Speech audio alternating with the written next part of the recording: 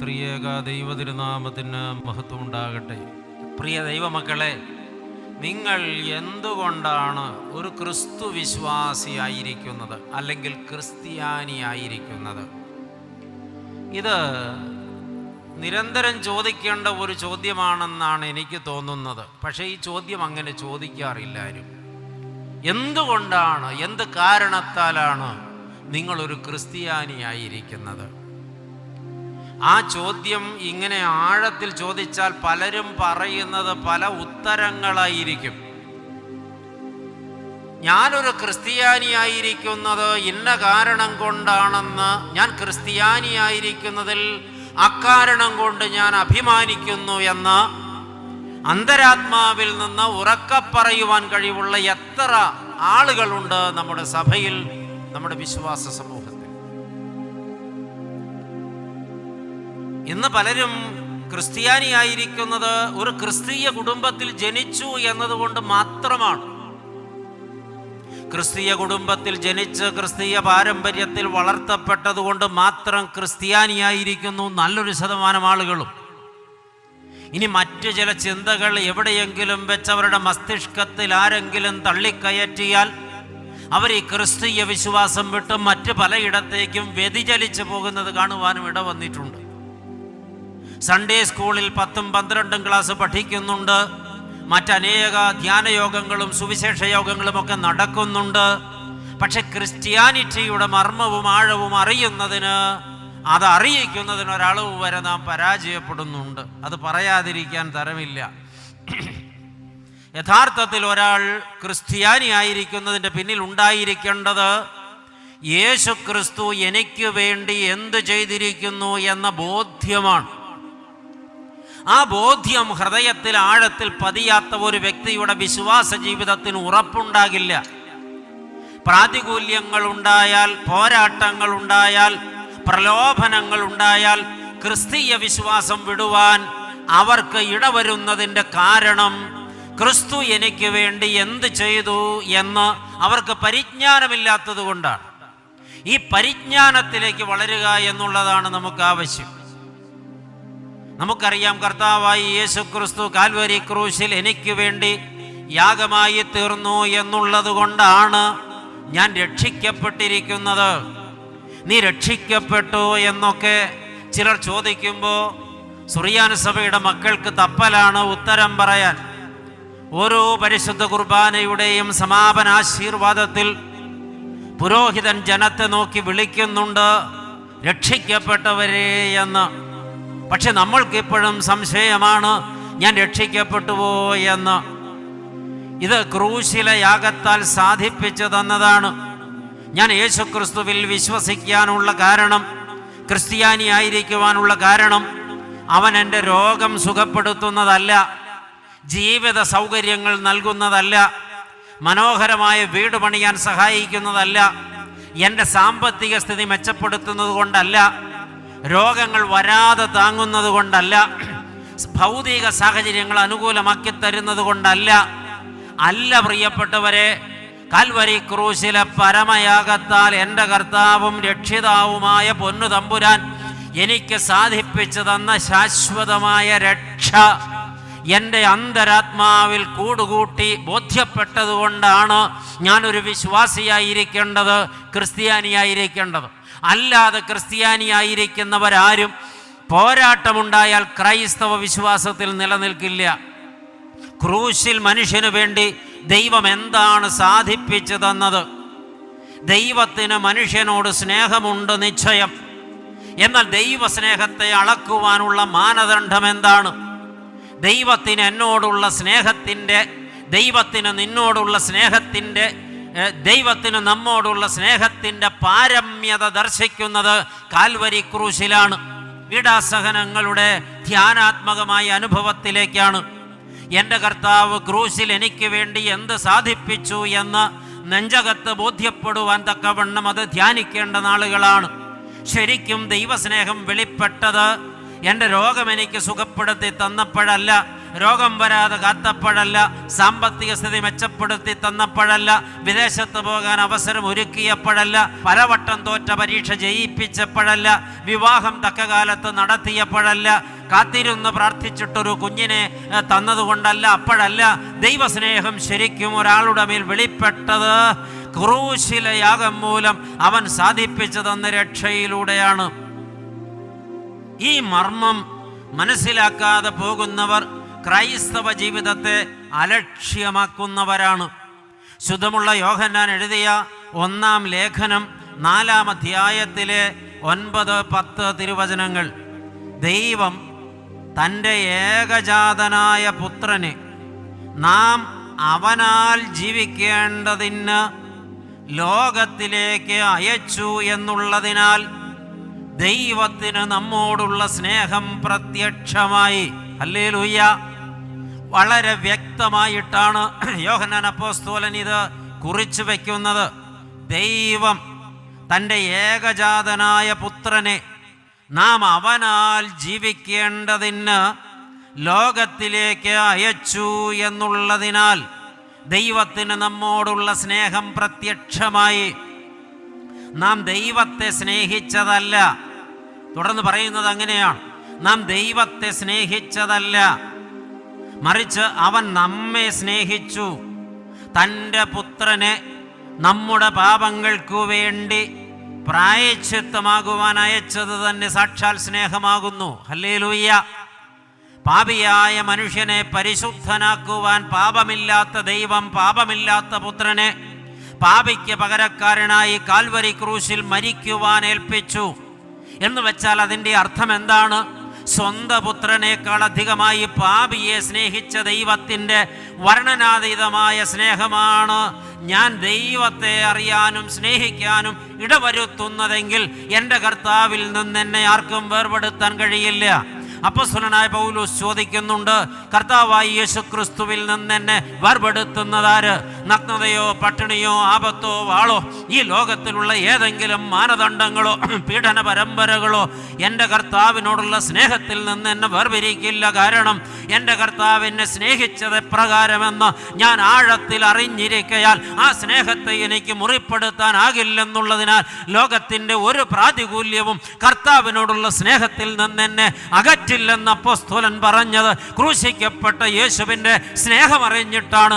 ആ ക്രൂശിതനായ യേശുവിനെ എനിക്ക് വേണ്ടി തനിക്ക് വേണ്ടി നൽകുവാൻ മനസ്സുവെച്ച സ്നേഹവാനായ പിതാവിൻ്റെ സ്നേഹമറിഞ്ഞതുകൊണ്ടാണ്. എന്നാൽ ഇന്ന് എത്ര ക്രിസ്ത്യാനികൾ ഈ ക്രൂശിലെ സ്നേഹത്തിൻ്റെ വിലയറിഞ്ഞിട്ടുണ്ട്? അതറിയാത്തവരൊന്നും ഇപ്പോഴും ക്രിസ്തീയ ജീവിതത്തിൻ്റെ ആഴമറിഞ്ഞവരല്ല. അതാണ് സത്യം. യോഹന്നാൻ എഴുതിയ രക്ഷാസുവിശേഷം 3-ാം അധ്യായം 16-ാം തിരുവചനം എല്ലാവർക്കും മനഃപ്പാഠമാണ്. വേദപുസ്തകത്തിൻ്റെ താക്കോൽ വാക്യം എന്ന വാക്യം അറിയപ്പെടുന്നു. തൻ്റെ ഏകജാതനായ പുത്രനിൽ, ആമേൻ, കർത്താവായ യേശുക്രിസ്തുവിൽ വിശ്വസിക്കുന്നവരേവരും ജാതിയോ മതമോ വർഗമോ വർണ്ണമോ കാലമോ ദേശമോ ഭാഷയോ മാറ്റമില്ലാതെ തൻ്റെ ഏകജാതനായ പുത്രനിൽ വിശ്വസിക്കുന്ന ഏവനും നശിച്ചു പോകാതെ നിത്യജീവൻ പ്രാപിക്കേണ്ടതിന് ദൈവം അവന് നൽകുവാൻ തക്കവണ്ണം ലോകത്തെ സ്നേഹിച്ചു എന്ന് രേഖപ്പെടുത്തുന്നിടത്ത് വേദപുസ്തകം മൊത്തം ഈ ഒരു വാക്യത്തിൽ അന്തർലീനമായിട്ടുണ്ട്. അതുകൊണ്ടാണ് പ്രിയപ്പെട്ടവരെ ഈ വാക്യത്തെ വേദപുസ്തകത്തിൻ്റെ താക്കോൽ വാക്യമെന്ന് രേഖപ്പെടുത്തിയിരിക്കുന്നത്.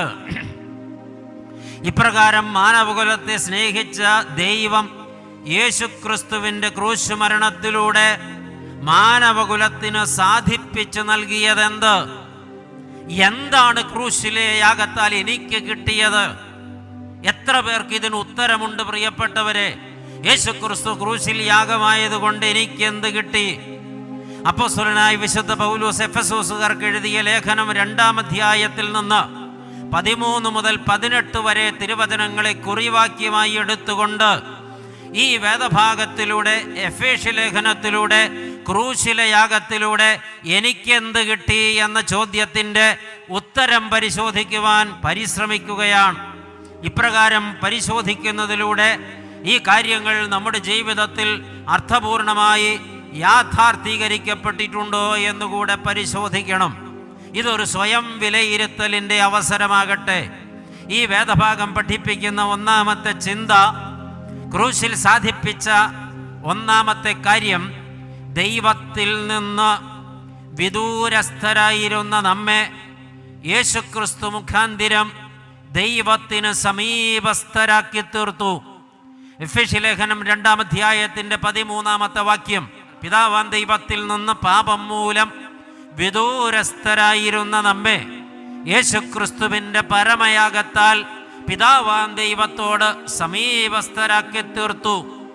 അതാണ് ക്രൂശിലെ യാഗത്താൽ സാധിപ്പിച്ച ഒന്നാമത്തെ സംഗതി. 2 പേർ വിദൂരസ്ഥരായിരിക്കുന്നുവെങ്കിൽ അവർ സമീപസ്ഥരാകുവാൻ എന്താണ് മാർഗം? വിദൂരസ്ഥരായിരിക്കുന്ന 2 പേർ സമീപസ്ഥരായി തീരുവാൻ 3 മാർഗങ്ങളുണ്ട്.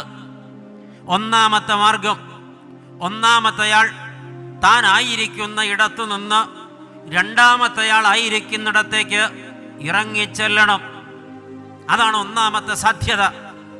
രണ്ടാമത്തെ സാധ്യത, രണ്ടാമത്തെയാൾ താൻ ആയിരിക്കുന്ന ഇടത്തു നിന്ന് ഒന്നാമത്തെയാൾ ആയിരിക്കുന്നിടത്തേക്ക്.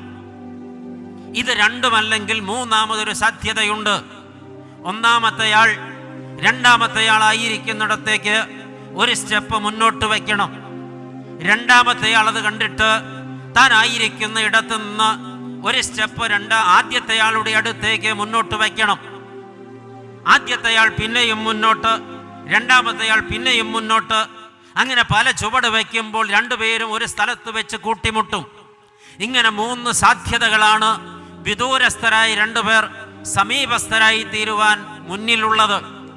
പ്രിയപ്പെട്ട ദൈവമക്കളെ, ഒരു വീട്ടിലാണ് താമസിക്കുന്നതെങ്കിലും, ഒരു കട്ടിലിലാണ് ഉറങ്ങുന്നതെങ്കിലും, ഒരുമിച്ചാണ് പള്ളിയിൽ പോകുന്നതെങ്കിലും, ഒരുമിച്ചാണ് എല്ലായിടത്തും സഞ്ചരിക്കുന്നതെങ്കിലും, ഒരു കുടുംബമായിട്ടാണ് ലോകത്തിൻ്റെ കണ്ണിൽ കാണപ്പെടുന്നതെങ്കിലും, നമ്മുടെ കൂട്ടത്തിൽ പലരും തത്വത്തിൽ വിദൂരസ്ഥരാണ്. തമ്മിൽ ബന്ധമില്ലാത്തവരാണ്. ഭാര്യയുമായി ബന്ധമില്ലാത്ത ഭർത്താവും ഭർത്താവുമായി ബന്ധമില്ലാത്ത ഭാര്യവും.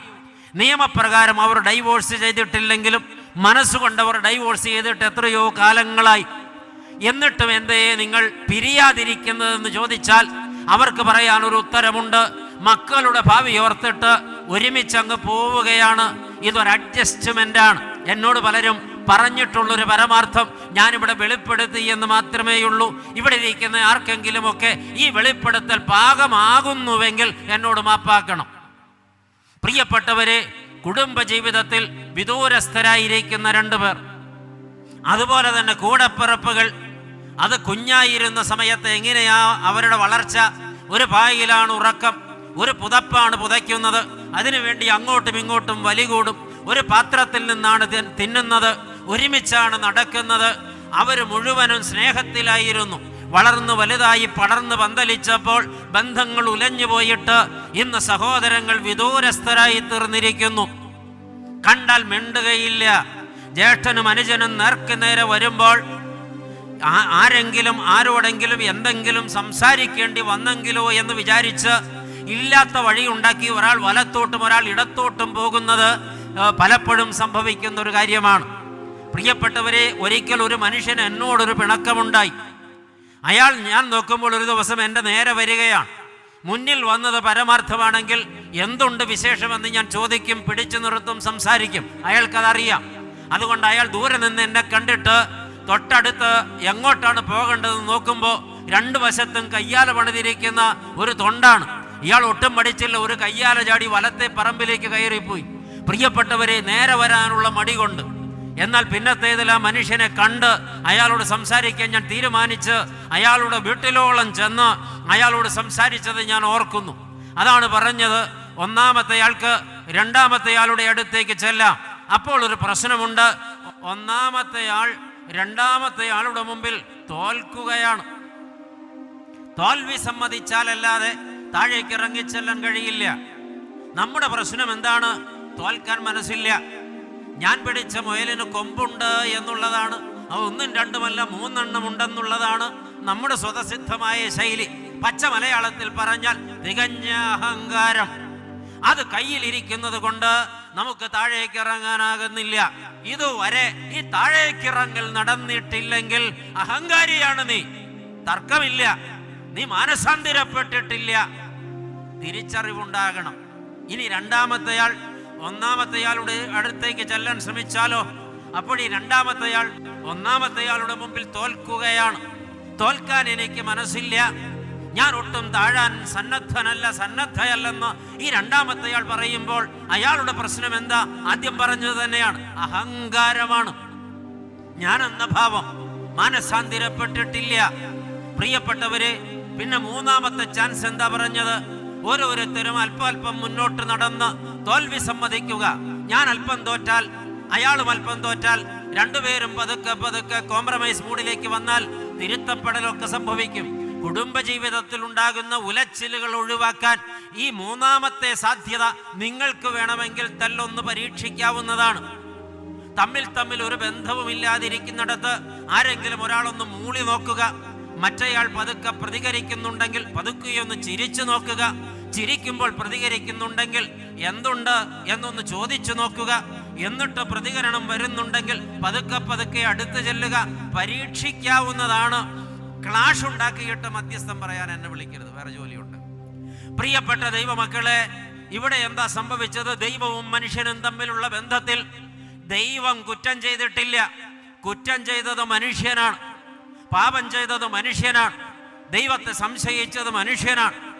ദൈവത്തെ അവിശ്വസിച്ചത് മനുഷ്യനാണ്. പാമ്പുമായി കൂട്ടുകൂടിയത് മനുഷ്യനാണ്.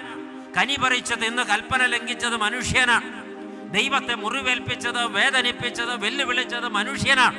അത് ദൈവത്തിനും അറിയാം, മനുഷ്യനും അറിയാം. എന്നിട്ട് എന്തുണ്ടായി? സ്വയം പുറത്താക്കപ്പെട്ട, അതാണ് ശരിക്കും പറയേണ്ട വാക്ക്.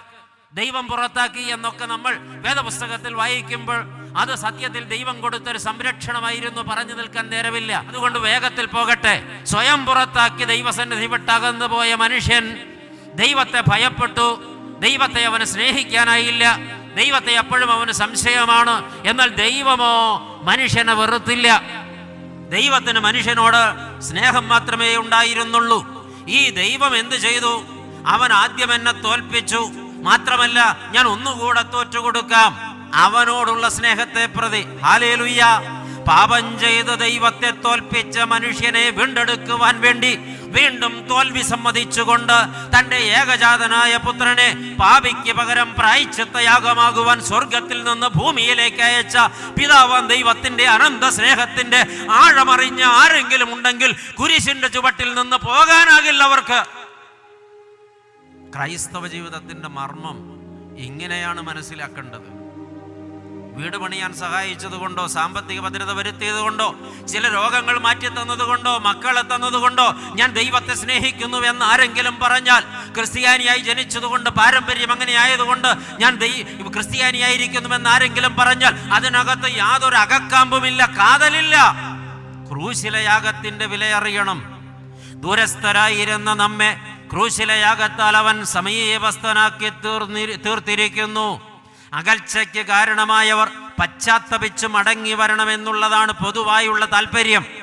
എന്നാൽ അകൽച്ചയ്ക്ക് കാരണമായവർ പശ്ചാത്തപിച്ച് മടങ്ങി വരാൻ കാത്തു നിന്നിട്ടും അത് അവർക്ക് മനസ്സില്ലെന്ന് ബോധ്യപ്പെട്ടപ്പോ ഒരു കുറ്റവും ചെയ്യാത്തവൻ പശ്ചാത്തപിച്ച് താഴേക്കിറങ്ങുന്നതാണ് കാണുന്നത്.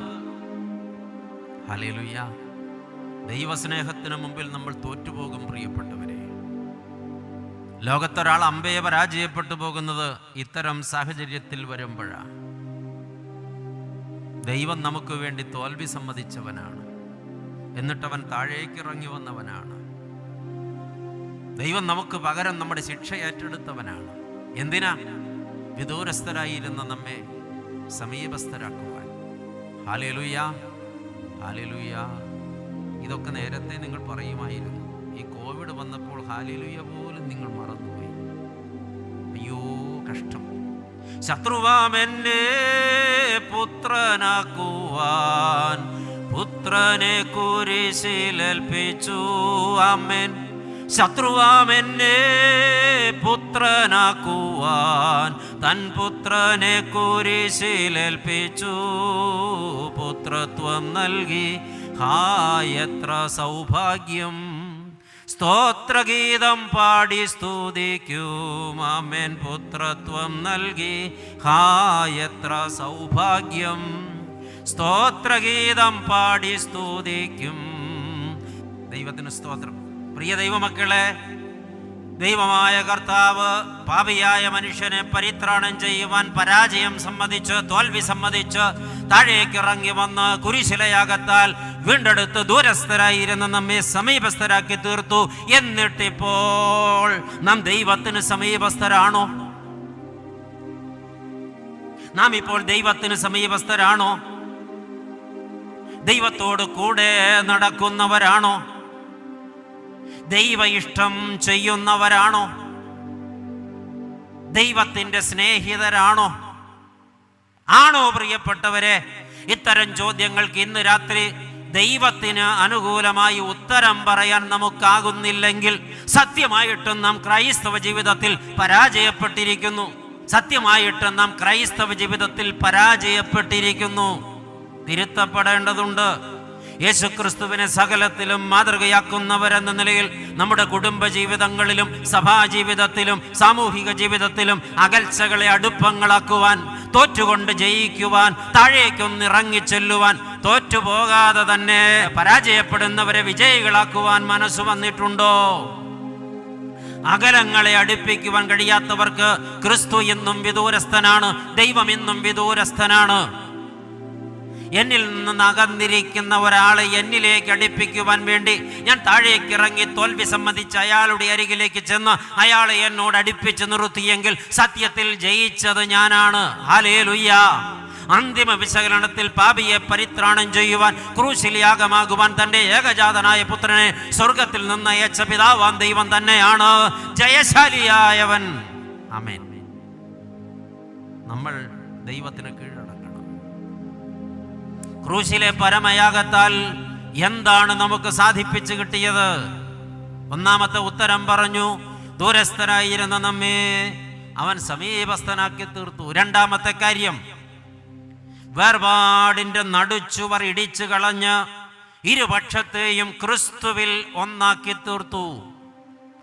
എഫെസ്യ ലേഖനം 2-ാം അധ്യായത്തിന്റെ 14, 15, 16 വാക്യങ്ങൾ ശ്രദ്ധിച്ച് വായിച്ചാൽ ഇപ്പറഞ്ഞ ചിന്ത അവിടെ രേഖപ്പെടുത്തിയിട്ടുണ്ട്. വേർപാടിന്റെ നടിച്ചുവർ ഇടിച്ചു കളഞ്ഞ് ഇരുപക്ഷത്തെയും ക്രിസ്തുവിൽ ഒന്നാക്കി തീർത്തു. യഹൂദന്മാരെന്നും ജാതികളെന്നും രണ്ട് വിഭാഗമായി മാനവകുലം വേർതിരിക്കപ്പെട്ടിരുന്നു. യഹൂദന്മാരെന്നും ജാതികളെന്നും രണ്ട് വിഭാഗമായി മാനവകുലം വേർതിരിക്കപ്പെട്ടിരുന്നു. യഹൂദർ സ്വയം ദൈവജനമെന്നും രക്ഷായോഗ്യരെന്നും വിശേഷിപ്പിച്ചിരുന്നു. അവർ ന്യായപ്രമാണത്തിൻ്റെ പാലകരെന്നും ന്യായപ്രമാണം ഉള്ളവരെന്നും അഭിമാനിച്ചിരുന്നു. ജാതികളെക്കുറിച്ചോ അവർ പ്രമാണമില്ലാത്തവരും ദൈവത്തെ അറിയാത്തവരും നാശയോഗ്യരെന്നും അവരെക്കുറിച്ച് യഹൂദന്മാർ എണ്ണിയിരുന്നു. അതുകൊണ്ട് ജാതികളെ കൊല്ലുന്നത് ഒരു പുണ്യമായി യഹൂദൻ കണ്ടിരുന്നു. യഹൂദനെ കൊല്ലുന്നത് മറ്റൊരു പുണ്യമായി ജാതികളും കണ്ടിരുന്നു. അതുകൊണ്ട് അവർ പരസ്പരം വേട്ടയാടുന്നതിനും കൊന്നൊടുക്കുന്നതിനും അതവരുടെ അവകാശമായി പരിഗണിച്ചിരുന്നു. ഇതാണ് ആ കാലഘട്ടത്തിന്റെ കുഴപ്പം. പഴയ നിയമ ചരിത്രം മൊത്തത്തിലെടുത്താൽ നമുക്കത് മനസ്സിലാകും. ഇപ്പോൾ നമ്മളിത് ചേർത്ത് വെച്ച് ചിന്തിക്കുമ്പോൾ നമ്മളിത് എങ്ങനെയാണ് ചിന്തിക്കേണ്ടത്?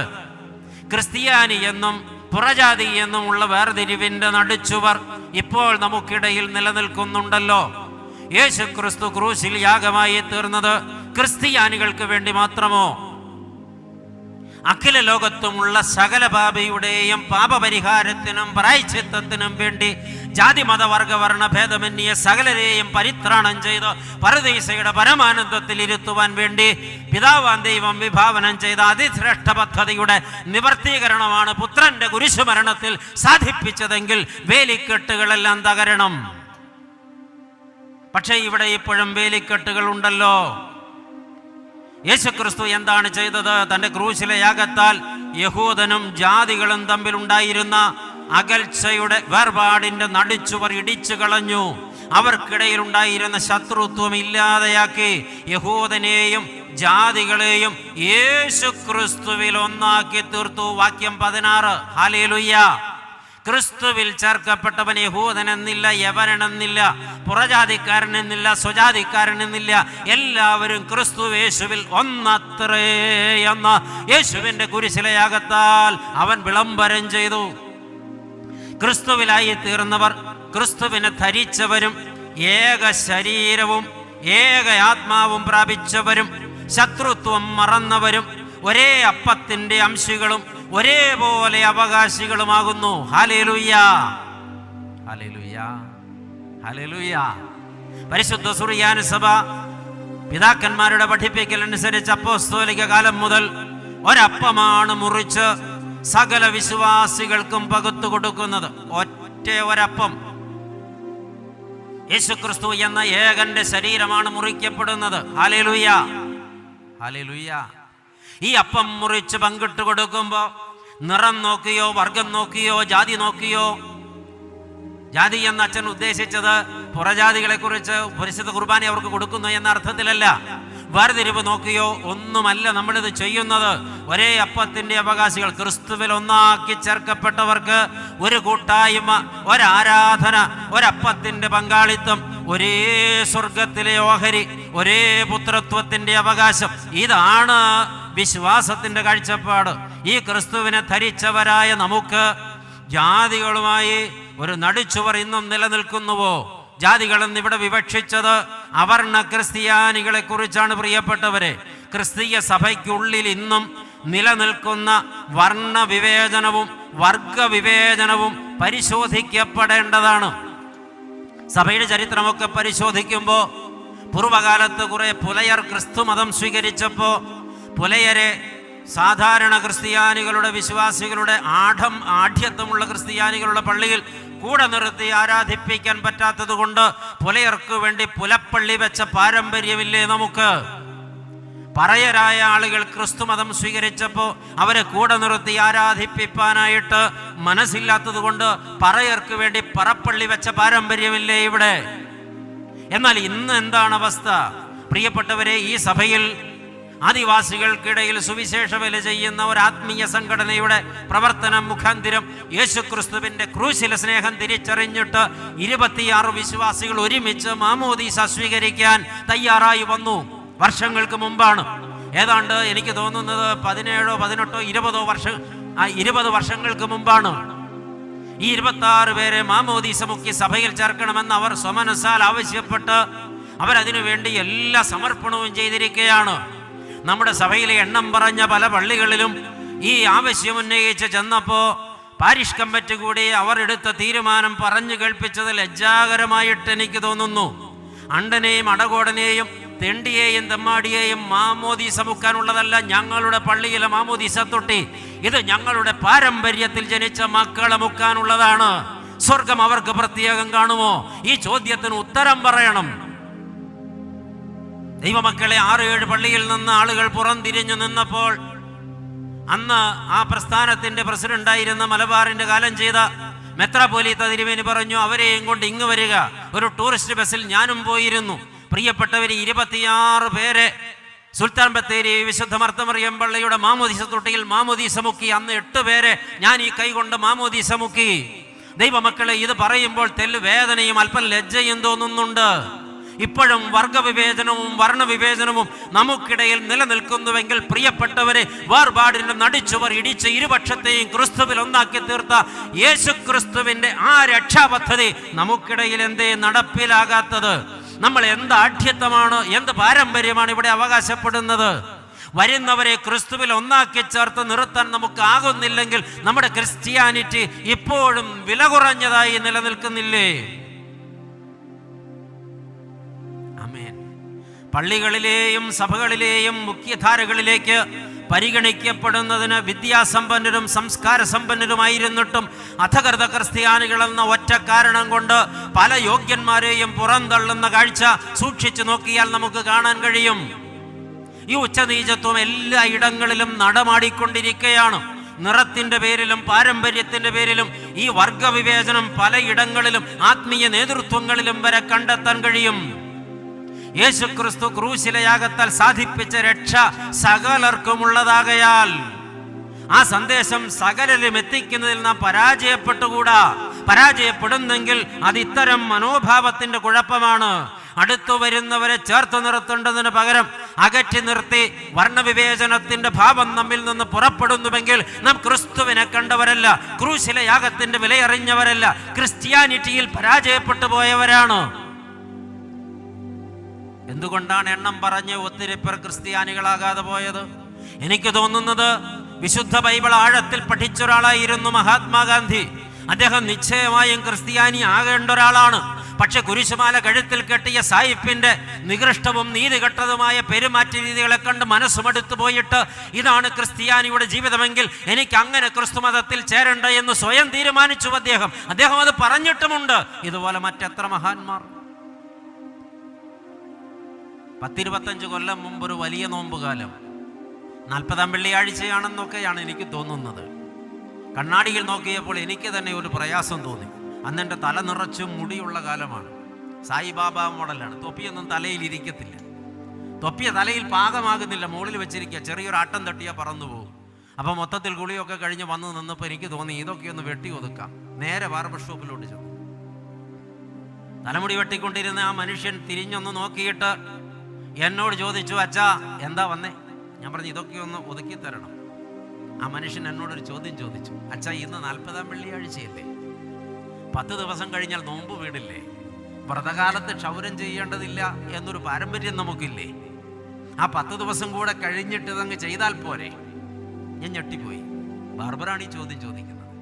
ഞാൻ ബാർബറോട് തിരിച്ചു ചോദിച്ചു, ഇന്ന് 40-ാം വെള്ളിയാഴ്ചയാണെന്നും 10 ദിവസം കഴിഞ്ഞാൽ നോമ്പ് വീടുമെന്നും ഒക്കെ താങ്കൾ ഇത്ര കൃത്യമായിട്ട് പറയുന്നത് എങ്ങനെയാ? ഇതെങ്ങനെ താങ്കൾക്കറിയാം?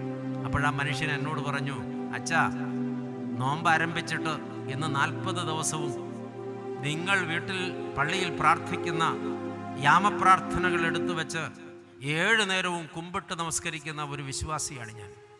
അയാൾ തൻ്റെ കൈ ഇങ്ങനെ നിവർത്തി കാണിച്ചപ്പോൾ കുമ്പിട്ടതിൻ്റെ തഴമ്പ് 2 കൈമുട്ടുകളിലും കാണാം. ഞെട്ടിപ്പോയി ഞാൻ ചോദിച്ചു, താങ്കളൊരു ക്രിസ്ത്യാനിയാണോ? ഞാനൊരു ക്രിസ്ത്യാനിയാണ്, പക്ഷെ നിങ്ങളുടെ കൂട്ടത്തിൽപ്പെട്ട ഒരു ക്രിസ്ത്യാനിയല്ല. എനിക്ക് ഞെട്ടലുണ്ടായി. ഞാൻ ചോദിച്ചു എങ്ങനെ? എൻ്റെ അപ്പനും ഇങ്ങനെയായിരുന്നു. നോമ്പ് കാലത്ത് കുമ്പിട്ട് നമസ്കരിക്കുന്നത് കണ്ടാണ് ഞാൻ വളർന്നത്. എല്ലാ പ്രാർത്ഥനകളും എനിക്കറിയാം. ഞങ്ങളുടെ വീട്ടിൽ എൻ്റെ മക്കളും ഞാനും കുമ്പിട്ട് പ്രാർത്ഥിക്കുന്ന ഒരു വിശ്വാസിയാണ്. പക്ഷെ പള്ളിയിൽ വരില്ല, നിങ്ങളുമായിട്ടൊരു കൂട്ടായ്മയുമില്ല. അതെന്താ അച്ചോ? ഞങ്ങൾ നിങ്ങളുടെ കൂട്ടത്തിൽ ചേരാൻ ശ്രമിച്ചാൽ നിങ്ങളുടെ കൂട്ടത്തിൽ ഒരാളായി ഞങ്ങളെ നിങ്ങൾ കൂട്ടില്ല. കൂട്ടത്തിൽ കൂടിയ ചിലരെ ഞാൻ ചൂണ്ടിക്കാണിച്ചു തരാം. അവർക്കിപ്പോഴും പള്ളിയിൽ കുഴിവെട്ടും അടുക്കളപ്പണിയുമാണ് നിങ്ങൾ കൊടുത്തിരിക്കുന്നത്. മുഖ്യധാരയിൽ നിങ്ങൾ അവരെ നിർത്തിയിട്ടില്ല. അത്തരമൊരു വേർതിരിവിൻ്റെ നടുച്ചുവർ നിങ്ങൾ അവർക്കിടയിൽ നിർത്തിയിരിക്കെ അങ്ങനെ അപമാനിതനാകാൻ എനിക്ക് ലജ്ജയുള്ളത് കൊണ്ട് ഞാൻ പള്ളിയിലേക്ക് വരുന്നില്ല. മാമോദീസ മുങ്ങാത്തത് കൊണ്ട് എനിക്ക് സ്വർഗം നഷ്ടപ്പെടുന്നുവെങ്കിൽ ഞാനതങ്ങ് സഹിക്കാനാണ് തീരുമാനിച്ചതെന്ന് ആ മനുഷ്യൻ്റെ വാക്കിന് മുമ്പിൽ ഞാൻ അന്ന് ശിരസ് നമിച്ചു. സത്യമാണ് പറയുന്നത്. പ്രിയപ്പെട്ടവരെ, വർഗപരമായ പാരമ്പര്യങ്ങളും അതിൽ നിന്നുടലെടുക്കുന്ന കുടുംബയോഗങ്ങളും ഇന്ന് ധാരാളം നമ്മുടെ നാട്ടിലുണ്ട്. കുടുംബയോഗങ്ങൾ അത് ഞാനൊരു 10-25 കൊല്ലം മുമ്പ് മുതൽ കേൾക്കാൻ തുടങ്ങിയ ഒരു സംഗതി. അതിനു മുമ്പ് അങ്ങനെ ഒരു സംഗതി കേട്ടിട്ടില്ല. കുടുംബ ചരിത്രങ്ങൾ എഴുതുമ്പോൾ ഈ ചരിത്രങ്ങളൊക്കെ എന്തിനാണ് എഴുതുന്നത്?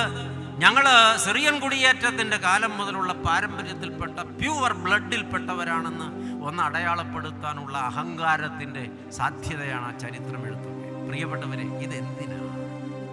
ക്രിസ്തുവിൽ ഒന്നാക്കപ്പെട്ടവർക്ക് ഈ അകലങ്ങൾ സൃഷ്ടിക്കേണ്ട കാര്യമുണ്ടോ?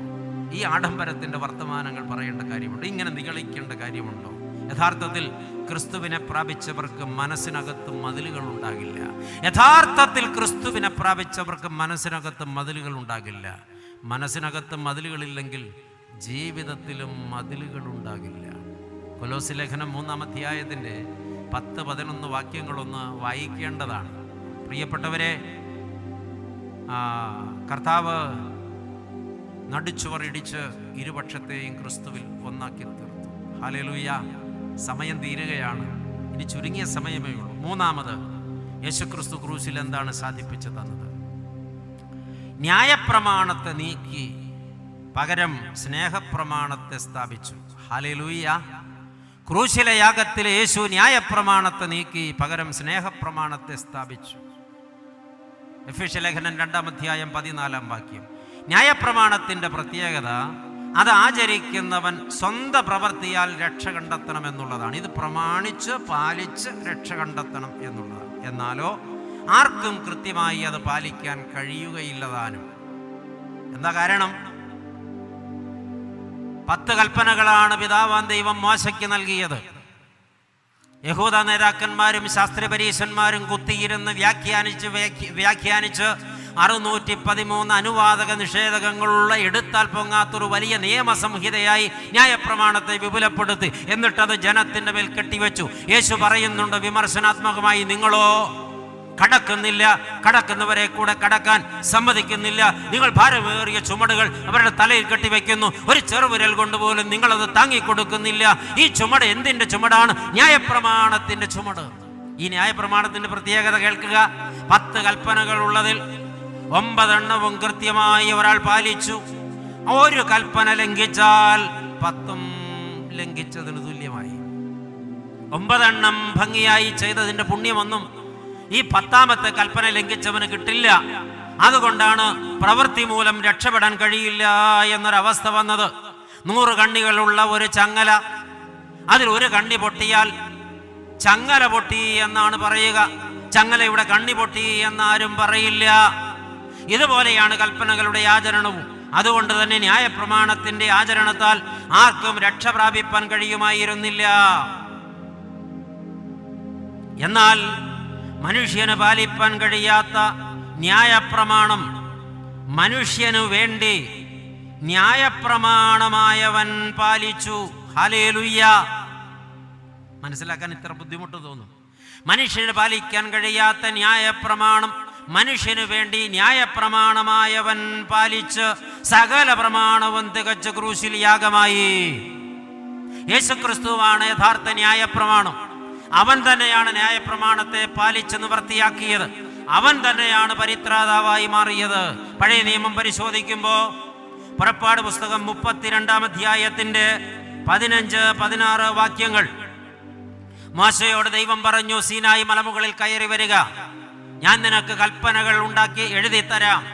ദൈവം സ്വന്തം കൈ കൊണ്ട് കൽപ്പലകകൾ വെട്ടിയെടുത്ത് സ്വന്തം വിരൽ കൊണ്ട് എഴുതി 2 കൽപ്പലകകൾ മോശയ്ക്ക് കൊടുത്തതായി അവിടെ നാം കാണുന്നുണ്ട്. പുറപ്പാട് പുസ്തകം 32-ാം അധ്യായത്തിന്റെ 15-16 തിരുവചനങ്ങൾ. പ്രിയപ്പെട്ടവരെ, അപ്പോഴാണ് ദൈവം കണ്ടത് മോശയുടെ അസാന്നിധ്യത്തിൽ ആരാധിപ്പാൻ ദൈവത്തെ കാണാത്തത് കൊണ്ട്, നേതാവിനെ കാണാത്തത് കൊണ്ട് ജനം തെക്കിയതിനാൽ അഹരോൻ അവരുടെ കുണുക്കും ആഭരണങ്ങളും വാങ്ങി ഒരു കാളക്കുട്ടിയെ വാർത്തുണ്ടാക്കി അതിനെ ആരാധിക്കുന്ന രംഗം. ദൈവം പറഞ്ഞു, മോശെ വേഗത്തിൽ മടങ്ങുക. ദൈവസന്നിധിയിൽ 40 നാൾ ഇരുന്ന മോശ ഈ 2 കൈയിലും ദൈവം എഴുതി കൊടുത്ത 2 കൽപ്പലകകളുമായി താഴേക്ക് ഇറങ്ങുമ്പോൾ കാണുന്ന കാഴ്ച, ഒരു വിഗ്രഹത്തിന് മുമ്പിൽ അവർ ആരാധന നടത്തുന്നതാണ്. നിമിഷ നേരത്തേക്ക് ആത്മസംയമനം കൈവിട്ടുപോയ മോശ ആ കൽപ്പലകകൾ നിലത്തേക്ക് എറിഞ്ഞു. അതാ ഉടഞ്ഞു തകർന്നുപോയി. കാൽവരി ക്രൂശിൽ മാനവകുലത്തിന്റെ പാപമോചനത്തിനായി തകർക്കപ്പെട്ട യേശുക്രിസ്തുവിനെയാണ് അന്ന് തകർക്കപ്പെട്ട ഈ 2 കൽപ്പലകകൾ സൂചിപ്പിക്കുന്നത്. ഈ കൽപ്പലകൾ ഉടയ്ക്കപ്പെട്ടു പോയി. അത് യേശുക്രിസ്തു തകർക്കപ്പെട്ടതിന്റെ മുൻകുറിയാണ്. എന്നാൽ 2ാം വട്ടം സീനായി മലമുകളിലേക്ക് മോശയെ വിളിക്കുമ്പോൾ ദൈവം പറയുന്നുണ്ട്, ഉൽപ്പത്തി 34:1, മോശേ, ഞാൻ നിനക്ക് മുൻപ് എഴുതി തന്നതുപോലുള്ള 2 കൽപ്പലകകൾ നീ തന്നെ വെട്ടിയെടുത്ത് ചെത്തുമിനുക്കി കൊണ്ടുവരിക. എന്റെ കയ്യിൽ ഉണ്ടായിരുന്ന കൽപ്പലകകൾ ഉടയ്ക്കപ്പെട്ടിരിക്കുന്നു. ഇനി എനിക്ക് പകരം കൽപ്പലകകളില്ല. ഇനി നീ കൽപ്പലകകൾ ചെത്തിക്കൊണ്ടുവരിക, അതിൽ ഞാൻ വിരൽ കൊണ്ട് എഴുതി തരാം. മോശ അപ്രകാരം ചെയ്തു. ആ കൽപ്പലകകളിൽ ദൈവം കൽപ്പനകൾ എഴുതി കൊടുത്തു. അതാണ് മോശ തിരികെ കൊണ്ടുവന്നത്. ഓർക്കുക, പിതാവാൻ ദൈവത്തിന് ഒരേ ഒരു പുത്രനേ ഉള്ളൂ. മാനവകുലത്തിന്റെ പാപപരിഹാരത്തിനായി കാൽവരി ക്രൂശിൽ ഉടയ്ക്കപ്പെട്ട ദൈവത്തിന്റെ ന്യായപ്രമാണ കൽപ്പനയായ യേശുക്രിസ്തു അവൻ ഉടയ്ക്കപ്പെട്ടു കഴിഞ്ഞു. ഇനി പകരം ഉടയ്ക്കപ്പെടാൻ മറ്റൊരു പുത്രനില്ല. ഹല്ലേലൂയ. അവൻ നമുക്ക് വേണ്ടി തകർക്കപ്പെട്ടവനാണ്. എല്ലാം നിവൃത്തിയായി എന്ന് പ്രഖ്യാപിച്ചുകൊണ്ട് പ്രമാണത്തിന്റെ ആചരണത്താലുള്ള വീണ്ടെടുപ്പിന്റെ സ്ഥാനത്ത് കൃപയാലും സ്നേഹത്താലുമുള്ള വീണ്ടെടുപ്പിന്റെ പുതിയ ചരിത്രം എഴുതുകയാണ് ചെയ്തത് യേശുക്രിസ്തു. ക്രൂശിൽ എനിക്ക് എന്ത് കിട്ടി? ഈ ഭൗതിക സാധ്യതകളൊക്കെ നേടാൻ വേണ്ടി യേശുവേ യേശുവേ എന്ന് വിളിക്കുന്ന പരിപാടി നിർത്തിയിട്ട് ക്രൂശിൽ എനിക്ക് എന്ത് കിട്ടി എന്ന് ബോധ്യപ്പെട്ട് എൻ്റെ രക്ഷിതാവേ എന്ന് യേശുവിനെ വിളിക്കുന്നിടത്താണ് നമ്മുടെ ക്രിസ്ത്യാനിറ്റിക്ക് ക്ലാരിറ്റി ഉണ്ടാവുക. റോമാലേഖനം 3-ാം അധ്യായത്തിന്റെ 19-20 തിരുവചനങ്ങൾ, 21 തിരുവചനങ്ങൾ. ന്യായപ്രമാണം പറയുന്നതെല്ലാം ന്യായപ്രമാണത്തിന് കീഴുള്ളവരോട് പ്രസ്താവിക്കുന്നു എന്ന് നാം അറിയുന്നു. അങ്ങനെ ഏതു വായും അടഞ്ഞ് സർവ്വലോകവും ദൈവസന്നിധിയിൽ ശിക്ഷായോഗ്യമായി തീരേണ്ടതത്രേ. ന്യായപ്രമാണം പാലിക്കാൻ പോകുന്ന സകലരും നാവിറങ്ങിയവരെ പോലെ ശിക്ഷായോഗ്യരായി തീരേണ്ടതത്രേ. അടുത്ത വാക്യം, അതുകൊണ്ട് ന്യായപ്രമാണത്തിന്റെ പ്രവർത്തികളാൽ ഒരു ജഡവും ദൈവസന്നിധിയിൽ നീതീകരിക്കപ്പെടുകയില്ല. ന്യായപ്രമാണത്താൽ പാപത്തിന്റെ പരിജ്ഞാനമത്രേ വരുന്നത്. 21-ാം വാക്യം, ഇപ്പോഴോ ദൈവത്തിന്റെ നീതി വിശ്വസിക്കുന്ന ഏവർക്കും യേശുക്രിസ്തുവിങ്കല വിശ്വാസത്താലുള്ള ദൈവനീതി തന്നെ ന്യായപ്രമാണം കൂടാതെ വെളിപ്പെട്ടു വന്നിരിക്കുന്നു. ഹല്ലേലൂയ. ന്യായപ്രമാണത്തെ നീക്കി സ്നേഹപ്രമാണം സ്ഥാപിച്ചിരിക്കുന്നു. പാലിക്കുവാൻ കഴിയാത്ത പഴയ പ്രമാണത്തിന്റെ അടിമകളായിട്ടല്ല, യേശുക്രിസ്തു തന്റെ ക്രൂശിലെ യാഗത്താൽ പാലിച്ച് പൂർത്തിയാക്കിയ പ്രമാണം മൂലം വെളിപ്പെട്ടു വന്ന കൃപയുടെ പുതിയ പ്രമാണം, അഥവാ അർഹതയില്ലാത്തിടത്ത് ചൊരിയപ്പെടുന്ന ദൈവസ്നേഹത്തിന്റെ പ്രമാണം. അതാണ് കൃപയുടെ പ്രമാണം. അതാണ് ക്രൂശിൽ നമുക്ക് ലഭ്യമാകുന്നത്. ദൈവത്തെ സ്നേഹിക്കുന്നതിലൂടെ ദൈവത്തിലും ദൈവപുത്രന്റെ ക്രൂശ് മരണത്തിലും വിശ്വസിക്കുന്നവരും ആ സ്നേഹപ്രമാണം പാലിക്കുന്നവരുമായി നാം തീരണം. ഹല്ലേലൂയ. യേശുക്രിസ്തുവിന്റെ പിന്നണിയിൽ നാം നിൽക്കണം. യോഹന്നാൻ എഴുതിയ 1-ാം ലേഖനം 3-ാം അധ്യായം 23-ാമത്തെ തിരുവചനം ചേർത്ത് വയ്ക്കട്ടെ. അവന്റെ കൽപ്പനയോ അവന്റെ പുത്രനായ യേശുക്രിസ്തുവിന്റെ നാമത്തിൽ നാം വിശ്വസിക്കുകയും അവൻ നമുക്ക് തന്ന കൽപ്പന പോലെ അന്യോന്യം സ്നേഹിക്കുകയും വേണമെന്നുള്ളത് തന്നെ. ഹല്ലേലൂയ. അവന്റെ കൽപ്പനയോ അവന്റെ പുത്രനായ യേശുക്രിസ്തുവിന്റെ നാമത്തിൽ നാം വിശ്വസിക്കണമെന്നുള്ളതും അവൻ നമുക്ക് തന്ന കൽപ്പന പോലെ അന്യോന്യം സ്നേഹിക്കണമെന്നുള്ളതുമാണ്. നാം ഇപ്പോൾ ഏത് പ്രമാണത്തിന്റെ കീഴിലാണ് പ്രിയപ്പെട്ടവരെ? ന്യായപ്രമാണം പറയുന്നത് പല്ലിന് പകരം പല്ല്, കണ്ണിന് പകരം കണ്ണ്, പ്രാണന് പകരം പ്രാണൻ. സ്നേഹപ്രമാണം പറയുന്നത് ഒരു ചെകിട്ടത്തടിക്കുന്നവന് മറു ചെകിട് കാണിച്ചു കൊടുക്കുക, വസ്ത്രം മോഷ്ടിക്കുന്നവന് പുതപ്പ് കൂടെ കൊടുക്കുക, നീ അവനോട് എല്ലാ അർത്ഥത്തിലും ക്ഷമിക്കുക, അവനെ സ്നേഹിക്കുക.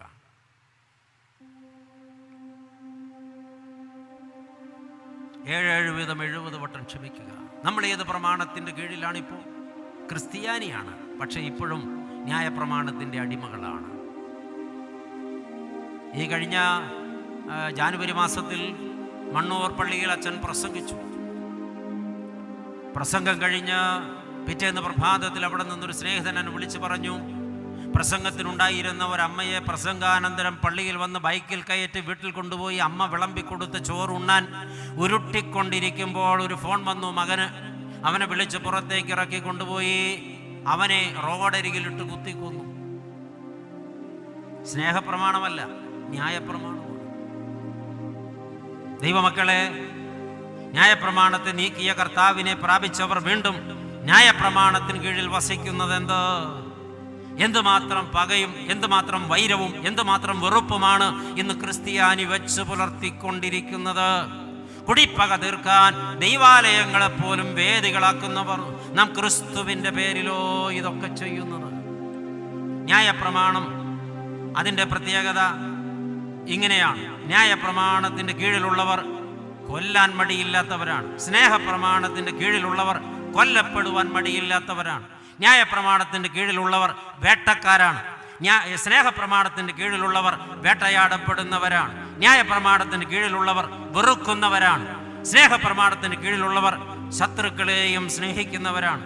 ന്യായപ്രമാണത്തിന്റെ കീഴിലുള്ളവർ ക്ഷമിക്കാൻ കഴിയാത്തവരാണ്. സ്നേഹപ്രമാണത്തിന്റെ കീഴിലുള്ളവർ ദീർഘമായി ക്ഷമിക്കുന്നവരാണ്. ന്യായപ്രമാണത്തിന്റെ കീഴിലുള്ളവർ കൈപ്പുള്ളവരും കലങ്ങിയിരിക്കുന്നവരുമാണ്. സ്നേഹപ്രമാണത്തിന്റെ കീഴിലുള്ളവർ സന്തോഷവും സമാധാനവും ഉള്ളവരാണ്. ന്യായപ്രമാണത്തിന്റെ കീഴിലുള്ളവർ ദയയും കരുണയും ഇല്ലാത്തവരാണ്. സ്നേഹപ്രമാണത്തിന് കീഴിലുള്ളവർ ദയയും കരുണയും ഉള്ളവരാണ്. നമ്മൾ ഏത് പ്രമാണത്തിന്റെ കീഴിലാണ്? ക്രൂശിൽ സാധിപ്പിച്ച രക്ഷ സ്വന്തമാക്കിയിട്ടു. എന്തുകൊണ്ട് ക്രിസ്ത്യാനിയായിരിക്കുന്നു? കർത്താവ് എല്ലാ ഭൗതിക സാഹചര്യങ്ങളും അനുകൂലമാക്കി തരുന്നു. വാക്കുകളെ ഉപസംഹരിക്കട്ടെ. ദൈവമക്കളെ, ക്രൂശിലേക്ക് നോക്കുക, ക്രൂശിലേക്ക് നോക്കുക എന്ന് പറഞ്ഞാൽ ക്രൂശിൽ എന്ത് കിട്ടി, ക്രൂശിൽ നിന്ന് എനിക്ക് എന്ത് കിട്ടി എന്ന ബോധത്തോടെ ക്രൂശിലേക്ക് നോക്കണം. ധ്യാനം ക്രൂശിലെ യേശുവിൻ്റെ സ്നേഹമറിയുന്നതാകട്ടെ.